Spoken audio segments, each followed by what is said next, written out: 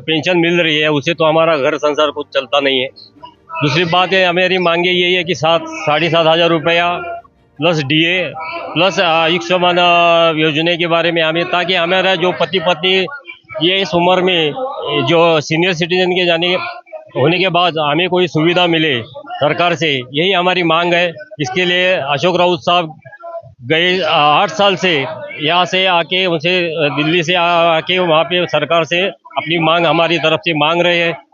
और हम आ रहे हैं, मुंबई थाना से आ रहे हैं, हर हर हर समय आंदोलन में हम आते हैं। तो अभी इतना खर्चा होने के बावजूद हमें अभी कुछ न्याय नहीं मिल रहा है, तो इसके लिए हम यहाँ पे उनके साथ रहने के लिए हम उनको आ रहे हैं। आप क्या कहेंगे? मैं एक बात कहना चाहता हूँ कि 2014 में बीजेपी सरकार ये मोदी आई है, उसके पहले कांग्रेस सरकार थी। कांग्रेस सरकार ने हमारे पेमेंट से जो पगार होता था उसमें ओनली 400 रुपया काटते थी। 400 रुपया कट करके उसने आश्वासन दिया था 2-3 हजार रुपया पेंशन मिलेगी। जब से ये 2014 से सरकार में बैठे मोदी जी, आज तीसरी बार बैठे, तब से उन्होंने 1200 रुपया कटिंग किया। मैं 21 साल को 2021 में रिटायर हुआ। आज बताइए 1200 किधर है, 400 किधर, और 1200 रुपया कटिंग करके आप हमको 1,000 रुपया 1,500 रुपया का टुकड़ा फेंक रही है। ये बीजेपी सरकार के। और बीजेपी सरकार जो 240 खासदार है वो इंडस्ट्रियलिस्ट है, यानी उद्योगपति है। उनको कोई इन वर्कर्स का देना नहीं है। वो खाली 5,000 का और 10,000 और 5,000 का टुकड़ा फेंकते हैं लोगों को, और लोगों को उल्लू बनाते हैं।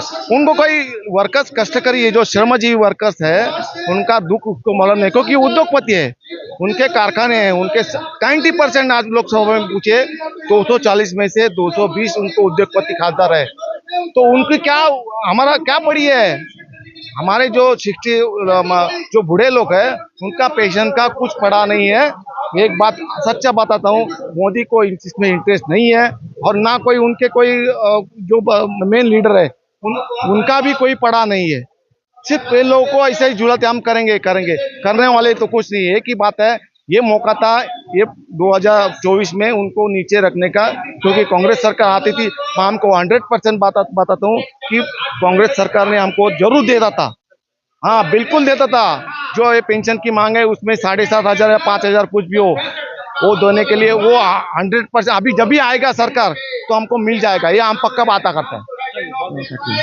मेरा ये मानना है कि आपने पहले बताया कि भारतीय जनता पार्टी का ये षड्यंत्र है क्या।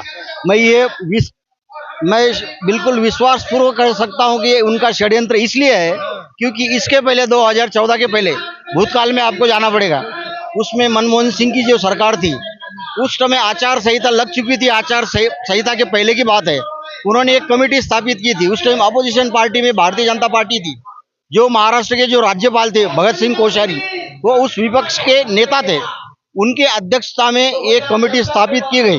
कमेटी का एक उद्देश्य था पूरे भारत में उनको भ्रमण करना था, और एक रिपोर्ट जो तैयार करके वो सौंपनी थी।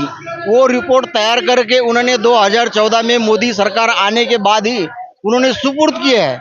अब मैं ये बोलना चाहता हूँ, जब 5वां वेतन, 6ठा वेतन, 7वां वेतन आयोग जो दिया जाता है, तो उसमें जो सिफारिशें की जाती है, जो रिपोर्ट दी जाती है, वो जैसे कि वैसी मानी जाती है।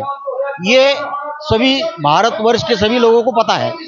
वैसे भी हमारी एक रिपोर्ट थी, वो रिपोर्ट के ऊपर अभी तक कुछ भी नहीं हुआ। यानी कि अभी जो सरकार थी, जो उसका अभी तीसरा टर्म चालू है, नरेंद्र मोदी जी ये तीसरी बार प्रधानमंत्री बन चुके हैं। इन्होंने ये रिपोर्ट जैसी कि वैसी जारी कर देना चाहिए, क्योंकि वो रिपोर्ट में स्पष्ट